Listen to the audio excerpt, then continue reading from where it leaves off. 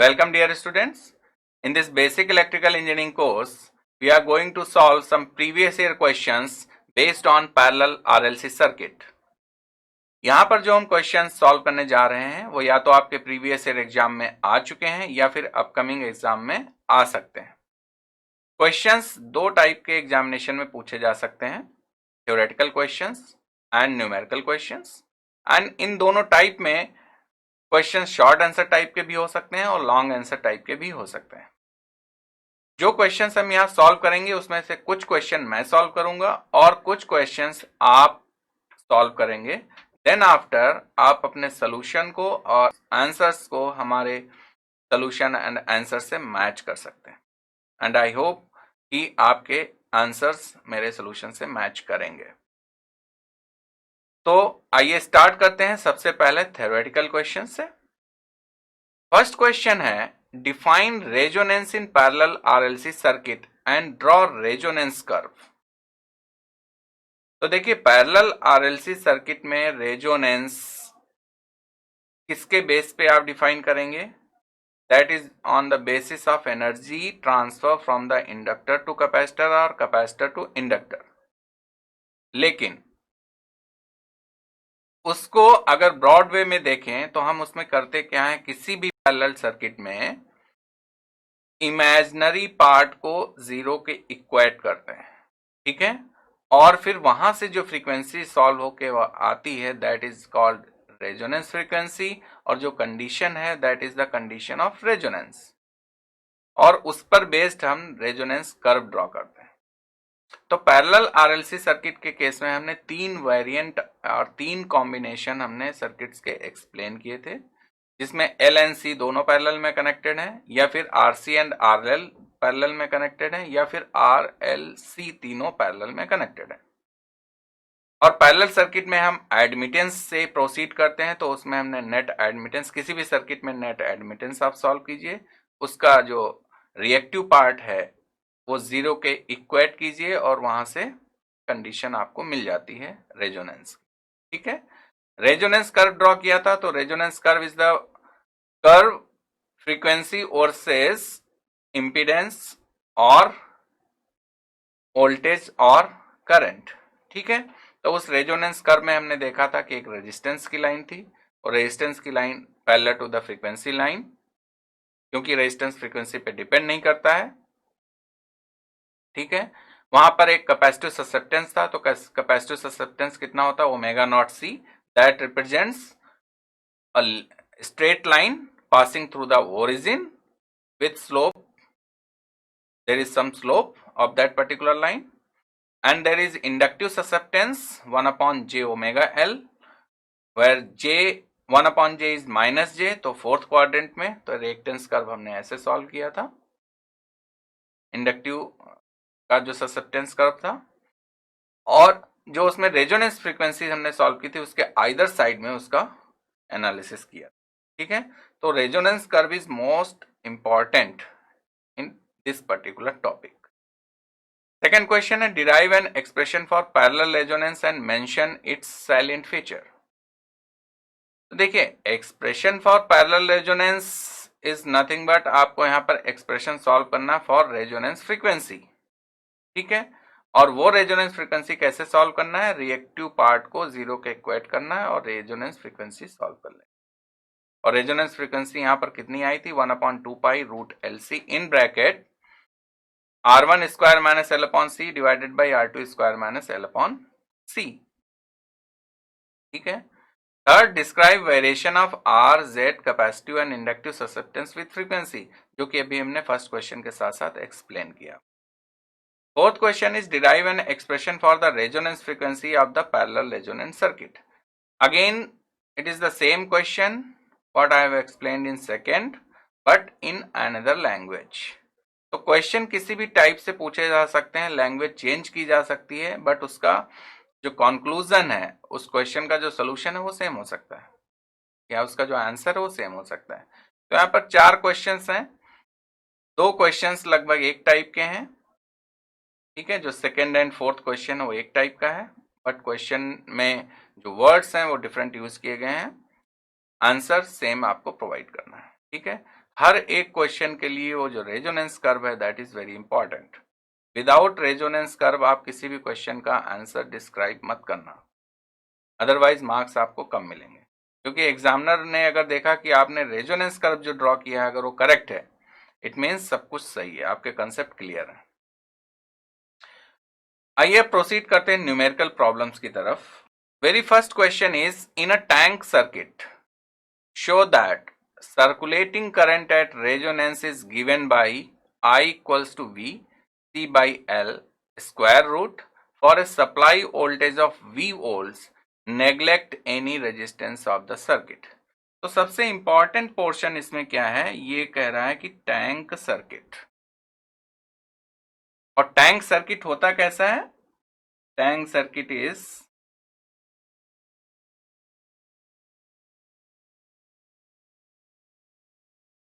L और सी को अगर आप पैरेलल में कनेक्ट कर दें तो वो एक टैंक सर्किट बनता है। ठीक है, तो दिस इज टैंक सर्किट। और इस टैंक सर्किट के क्रॉस सप्लाई वोल्टेज कितना कनेक्ट किया है, V volt, and this is of course a AC voltage. Question में कह रहा है, नहीं भी कहा हो तो LC सर्किट में हमेशा AC वोल्टेज ही प्रोवाइड किया जाएगा। नेग्लेक्ट एनी रेजिस्टेंस, तो अगर क्वेश्चन में नहीं कहा जा रहा है तो ये एज्यूम कर सकते हैं कि इंडक्टर का कोई अपना एक इंटरनल रेजिस्टेंस होगा, बट इसमें कह दिया साफ साफ कि neglect any resistance of the circuit, तो कोई भी रेजिस्टेंस कंसीडर नहीं करना है। ठीक है, अब आपको डिराइव क्या करना है, करंट होनी चाहिए V times C by L square root, right. तो टैंक सर्किट हमने यहां पर आपको दिखाया, पैरेलल में है तो इनके एडमिटेंसेस ऐड होंगे, और एडमिटेंस ऐड होंगे तो करंट क्या होगा, current equals to voltage into admittance, right.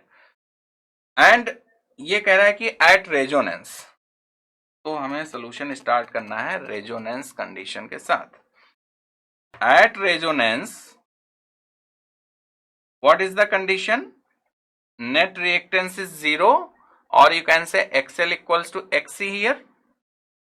ठीक है, तो when XL equals to XC और आपको सॉल्व करना है करंट, ठीक है, तो net current is flowing here and this current will be divided in two parts, one will flow through the inductor and one will flow through the capacitor। तो हम consider कर रहे हैं current through the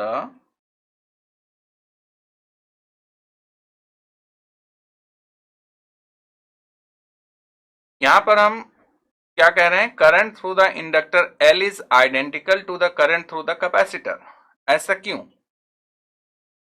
same voltage applied है, XL equals to XC है, means उनके जो अपने इंडक्टिव रिएक्टेंसेज हैं वो सेम है। ये यूं कहें कि आप दोनों ब्रांचेस के इंपीडेंसेस सेम है, और जब इंपीडेंस सेम है तो करंट जो नेट करंट आ रही है I, ये दोनों इक्वल पार्ट में डिवाइड हो जाएगी।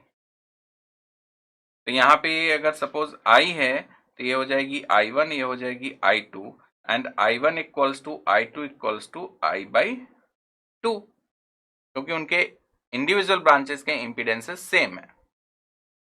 ठीक, तो I इक्वल्स टू, अगर हम इंडक्टिव करंट की बात करें तो ये क्या होगा, V अपॉन XL I1, और इसको हम लिख सकते हैं V अपॉन ओमेगा L। वैसे तो XL क्या होता है, J ओमेगा L, बट हम इसमें J कंसीडर नहीं करेंगे क्योंकि प्योरली करंट हम सॉल्व कर रहे हैं। तो V upon 2 pi FL, right, और ये V upon 2 pi, where F is the resonant frequency, तो यहां पर F को हम लिख सकते हैं F नॉट, और रेजोनेंट फ्रीक्वेंसी यहां पे क्या आएगी, 1 upon 2 pi root LC into L। ये हो गया V, 2 pi is cancelled out, और यहां पे आ जाएगा C by L square root.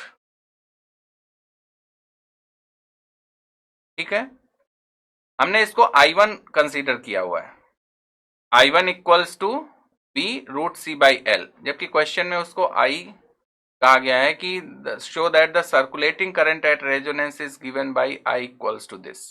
ठीक है, तो आप उसको आई कंसीडर कर लीजिए, ठीक, यहाँ पे। तो this will be I and this I is, अगर आपको जो शो करना है उस फॉर्म में लिखना है तो आप वैसे भी लिख सकते हैं, I equals to V in bracket C by L raise to power half, right. यही आपको प्रूफ करना, where F naught is the resonance frequency, और जो कि रेजोनेंस फ्रीक्वेंसी इस केस में होगी बिकॉज यहां पर कोई भी रेजिस्टेंस नहीं है, ठीक है। अगर रेजिस्टेंस होता तो फ्रीक्वेंसी कुछ और होती। आप रिवाइज कीजिए हमारे फर्स्ट लेक्चर को, जहां पर हमने resonance frequency parallel RLC parallel circuits में एक्सप्लेन किया था। वहां पर फॉर्मूला कुछ दूसरा आया था, उसमें माइनस आर स्क्वायर होता है व्हेन आर इज जीरो। तो ये जो रेजोनेंस फ्रीक्वेंसी का फॉर्मूला है वो सीरीज रेजोनेंस की फ्रीक्वेंसी के फॉर्मूले से इक्विवेलेंट हो जाता है या इक्वल हो जाता है, ठीक है। Now moving to the second question. So here is the second question. A 400 volt 50 hertz supply feeds energy to a parallel circuit consisting of 10 angle 30 ohm branch and a 10 angle 60 ohm branch. तो ये देखिए हमने यहाँ पर जो diagram किया, draw किया, इसमें दोनों ब्रांचेस को हमने पैरेलल में कनेक्ट कर दिया जैसा कि क्वेश्चन में कह रहा है। Determine the impedance of A circuit element. देखिए जो सीरीज में Z हमने लिखा, ये इम्पीडेंस Z है, इसको डिटरमाइन करना, फाइंड करना है, such that if connected in series with the source, तो हियर इज द सोर्स, अगर सोर्स हम कनेक्ट करेंगे तो यहां पे कनेक्ट करेंगे, ठीक है, ये सोर्स होगा। The system comes at resonance. तो जब ये Z इम्पीडेंस कनेक्ट नहीं होता है तो वो रेजोनेंस में सर्किट नहीं जाता है, लेकिन अगर ये सीरीज में हम कनेक्ट कर दें Z, तो सर्किट क्या है, रेजोनेंस में आ जाता है। वो कौन सी वैल्यू होगी Z की जिस वैल्यू पे सर्किट रेजोनेंस में आ जाता है, राइट। तो सब कुछ तो गिवन है यहाँ पे। जो दो पैरेलल में ब्रांचेस कनेक्टेड हैं AC और BD, पहले हम इनका नेट इंपीडेंस सॉल्व कर लें। जब इनका नेट इंपीडेंस सॉल्व करेंगे तो Z के सीरीज में आ जाएगा, वो सॉल्व करेंगे तो इसका Z नेट मिल जाएगा, और जब Z नेट मिल जाएगा तो उसका रिएक्टिव पार्ट या इमेजिनरी पार्ट जीरो के इक्वल करेंगे क्योंकि वो रेजोनेंस की कंडीशन होती है, और वहां से Z की वैल्यू सॉल्व कर लेंगे। सिंपल सा फंडा है, ठीक है। नेट इम्पीडेंस पहले देखिए, जेड AC कितना दिया है, 10 एंगल 30 डिग्री, जेड BD दिया हुआ है 10 एंगल 60 डिग्री। तो जेड ABCD की वैल्यू क्या होगी, ये दोनों पैरेलल में है तो आप कह सकते हैं Z1 ZAC ZBD upon ZAC plus ZBD,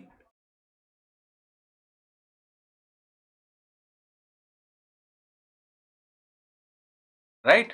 अब इसको आपको सॉल्व करना है तो ये 100, ये -60 डिग्री है, ओके। तो आप करेक्ट कर लीजिए, ये -60 डिग्री है।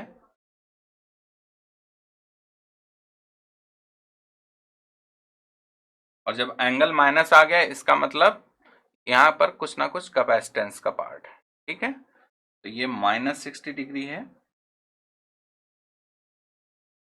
There is a correction. तो ये हो जाएगा 100 एंगल -30 डिग्री डिवाइडेड बाई, अब एडिशन तो आप पोलर फॉर्म में कर नहीं सकते तो इसको आपको रेक्टेंगुलर फॉर्म में कन्वर्ट करना है, और मैं डायरेक्टली लिख रहा हूं कि इनको रेक्टेंगुलर फॉर्म में कन्वर्ट करेंगे, फिर ऐड करेंगे, देन पोलर फॉर्म में कन्वर्ट करेंगे, तो ये आ जाएगा 14.15 एंगल -15 डिग्री। लेकिन फर्स्ट इस पोजीशन पे ये जो दोनों वैल्यूज हैं, convert to rectangular, then add, then convert to polar, ठीक है, ये प्रोसेस है। अब इसको आप डिवाइड कर लीजिए और फिर उसको रेक्टेंगुलर में कन्वर्ट करेंगे तो ये आ जाएगा 6.83 -j 1.83 ओम, अब आप कहेंगे फिर से रेक्टेंगुलर में आपने यहाँ कन्वर्ट कर दिया। रेक्टेंगुलर में इसलिए कन्वर्ट कर दिया, इस जेड ABCD के सीरीज में जेड इंपीडेंस कनेक्टेड है, तो इन दोनों की इमेजिनरी पार्ट को हमें जीरो के इक्वेट करना, तभी तो रेजोनेंस की कंडीशन आएगी, और फिर हम जेड सॉल्व करेंगे। ठीक, तो आप देखिए टोटल इनपुट इंपीडेंस और total impedance of this circuit will be Z plus Z ABCD because these two are connected now in series, right? And what is Z ABCD, ये भी हमने सॉल्व किया है। Z तो हमें अननोन क्वांटिटी है, तो ये हो जाएगा, ठीक है। अब जैसा कि आप रेजोनेंस में जानते हैं कि कोई भी रेजोनेंस की कंडीशन क्या होती है, there should be no imaginary part. तो इस इक्वेशन में ये जो इक्वेशन आई है 1, इसमें इमेजिनरी पार्ट अगर ना हो, इसका मतलब इसके इमेजिनरी पार्ट को इक्वेट करना है, किसके, जीरो के इक्वेट करना है। और ये तभी पॉसिबल होगा, कब पॉसिबल होगा, जब z का इमेजिनरी पार्ट इसके इमेजिनरी पार्ट के कॉन्जुगेट हो। कहने का मतलब है कि इसमें सपोज z में सपोज कुछ r है और प्लस कितना आना चाहिए, j 1.83, और यहां पे तो पहले से ही है 6.83 माइनस j 1.83, तभी तो ये दोनों कैंसिल होंगे और इमेजिनरी पार्ट नहीं होगा। इसका मतलब क्या हुआ कि z में ये प्लस पार्ट आ रहा है, इसका मतलब यहां पे आप कह सकते हो कि ये होगा प्लस एक्सएल। अगर माइनस पार्ट आता तो यहां पर एक्सी का कंपोनेंट आता, दैट शुड बी क्लियर। ठीक है, तो हम कह सकते हैं कि from this equation, from above,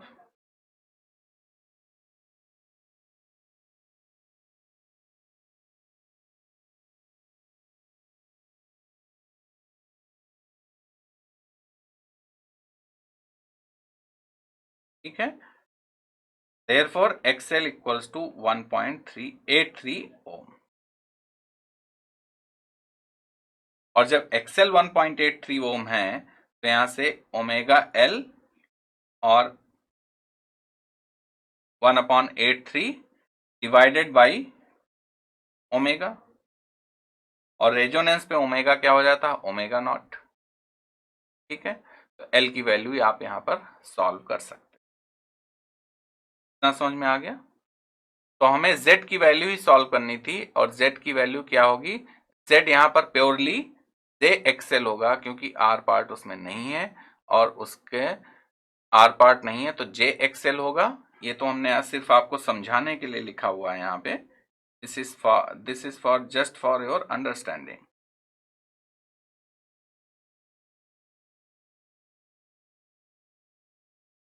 ठीक है, तो XL सॉल्व हो गया, तो Z किसके इक्वल होगा, XL के इक्वल होगा, Z equals to JXL, right.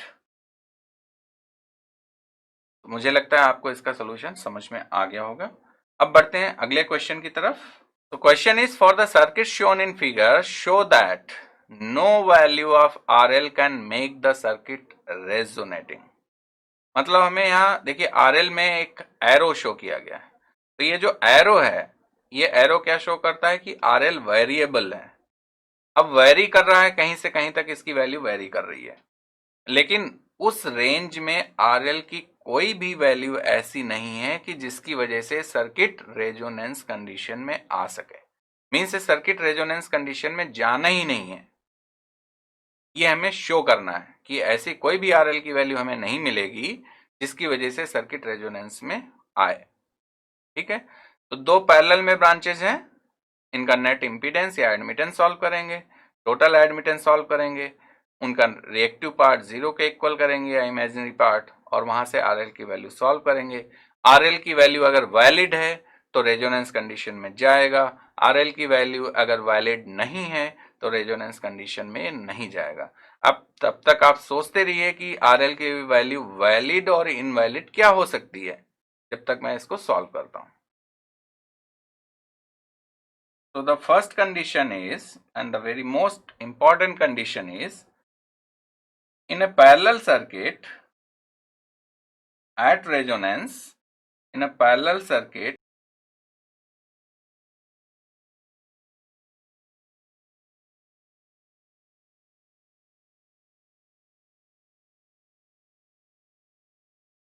ठीक है, ये कंडीशन तो हम हर बार बताते हैं। अब यहाँ पे आप ये देखिए कि जो एक ब्रांच है RL, एक ब्रांच है RC, मीन्स एक इंडक्टर की ब्रांच है, एक कैपेसिटिव की ब्रांच है। तो RL में मीन्स हम लिख रहे हैं कि यहाँ पे जो तो एडमिटेंस है YL होगा, और RC ब्रांच का जो एडमिटेंस है वो YC होगा। तो ये हो गया एडमिटेंस।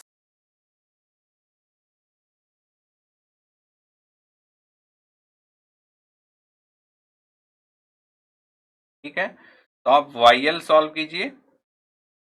YL क्या हो जाएगा, RL, पहले इसका इंपीडेंस क्या होगा, RL माइनस और plus RL plus j omega L। ठीक है, तो YL हो जाएगा यहाँ पे 1/RL J10, क्योंकि डिनोमिनेटर में है इसलिए इसके इमेजिनरी कॉन्जुगेट से हम मल्टीप्लाई करेंगे, तो ये YL की वैल्यू आ गई। और YC की वैल्यू क्या होगी, 1/4 माइनस J5, तो इसको आप मल्टीप्लाई करेंगे 4 प्लस J5 से, और ये हो जाएगा 16 प्लस 25, दैट इज 41, तो 4 प्लस J5 डिवाइडेड बाई 41। तो सेपरेटली ब्रांचेस के एडमिटेंस आ गए। अब हम नेट एडमिटेंस फाइंड करेंगे। तो net admittance Y will be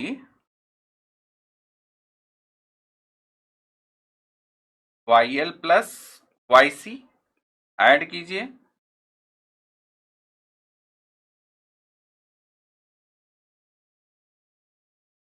हमने रियल एंड इमेजिनरी पार्ट को दोनों पहले सेपरेट कर लिया।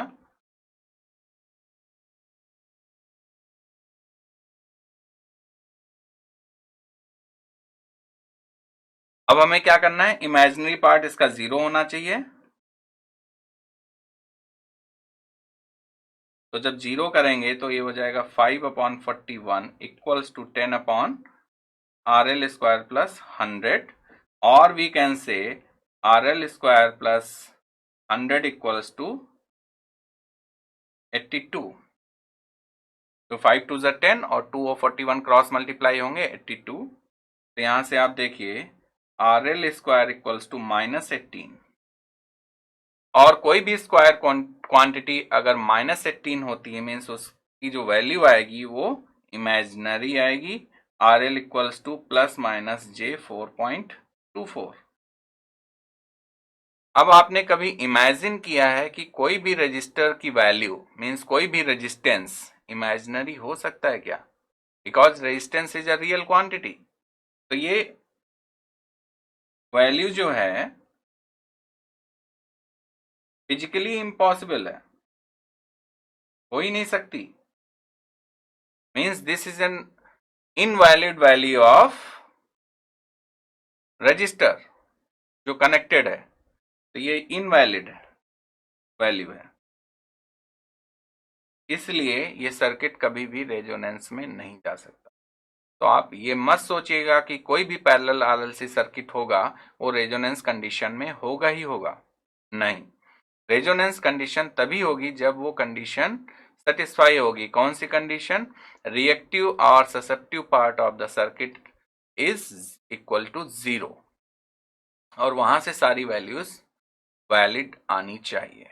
जैसे कि यहाँ पर RL की वैल्यू इनवैलिड है, मीन्स वो फिजिकली इम्पॉसिबल है, RL इमेजिनरी हो ही नहीं सकता, इसलिए रेजोनेंस कंडीशन यहाँ पर हो ही नहीं सकती।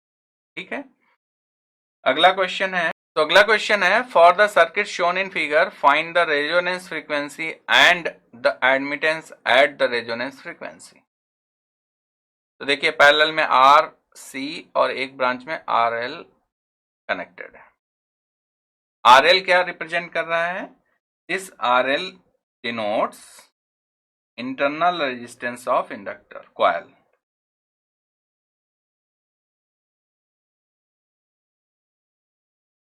ठीक है, ये डिनोट कर रहा है, और हमें रेजोनेंस फ्रीक्वेंसी सॉल्व करनी है।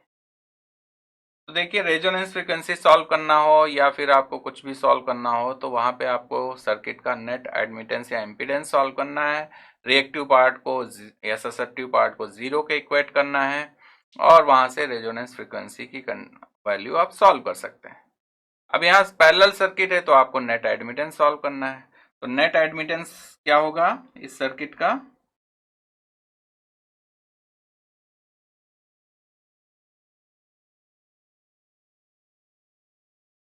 हर एक ब्रांच का अपना एडमिटेंस, रेजिस्टेंस ब्रांच का एडमिटेंस कंडक्टेंस होता है 1/R प्लस जे ओमेगा सी, ठीक है, क्योंकि माइनस जे एक्स सी होता है 1/- J X C, 1/- J is plus J, X C is 1/ओमेगा सी, तो प्लस जे ओमेगा सी, और इसका जो आ जाएगा 1/R L plus J omega L.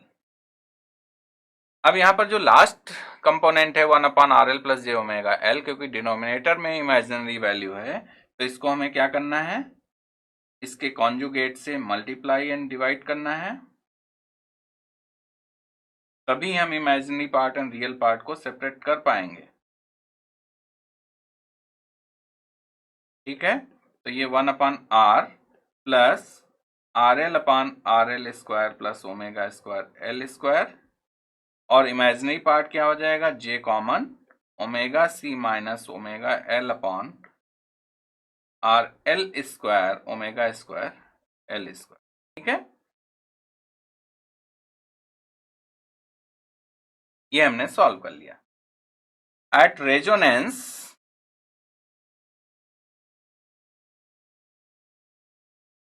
Imaginary part of y equals to 0, तो रेजोनेंस पे ओमेगा क्या हो जाएगा, ओमेगा नॉट, तो omega not C equals to omega naught L upon R L square plus omega naught square L square. ठीक है, तो यहां से आप देखो this omega naught is cancelled out, तो ये हो जाएगा R L square plus omega naught L square equals to L by C, और omega naught square L square equals to L by C minus R L square, और we can से 1/LC minus R L square upon L square. तो यहां से आप देखिए resonant frequency आ गई 1/LC minus R L square upon L square, या फिर हम इसको लिख सकते हैं एफ नॉट इक्वल्स टू 1/2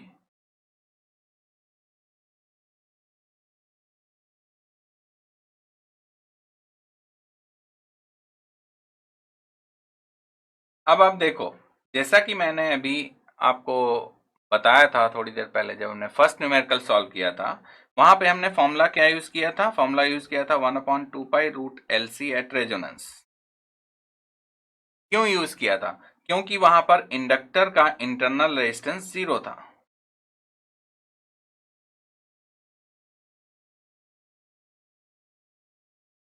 तो अगर इसमें हम ये सब्सटीट्यूट करते हैं तो देखो एफ नॉट ये आ जाएगा, आर एल 0 था, तो ये फॉर्मूला किसका बन जाएगा, जो सीरीज रेजोनेंस फ्रीक्वेंसी का फॉर्मूला होता है वो सेम फॉर्मूला यहां पर आ जाएगा। ये हमने आपको एक्सप्लेन किया था। देखो रेजोनेंस फ्रीक्वेंसी तो ऐसे सॉल्व हो जाएगी।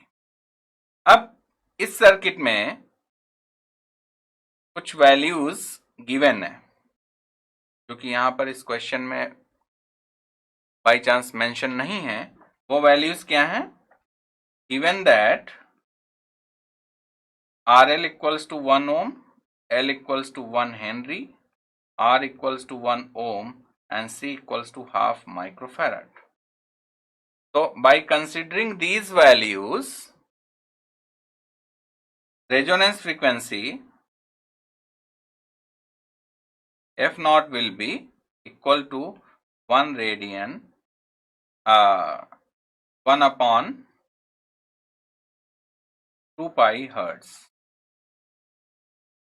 or omega naught equals to 1 radian per second, and the admittance at resonance। अब एडमिटेंस एट रेजोनेंस क्या हो जाएगा, इसका इमेजिनरी पार्ट तो रहेगा नहीं, तो क्या बचेगा, सिर्फ रियल पार्ट, और रियल पार्ट क्या था, दिस वन। तो यहाँ से आप कह सकते हैं omega not equals to 1 radian per second. ये फॉर्मूला भी आप वैल्यू भी यूज कर सकते हैं। तो वाई आपको सॉल्व करना था और ये हो जाएगा 1.5 मोह।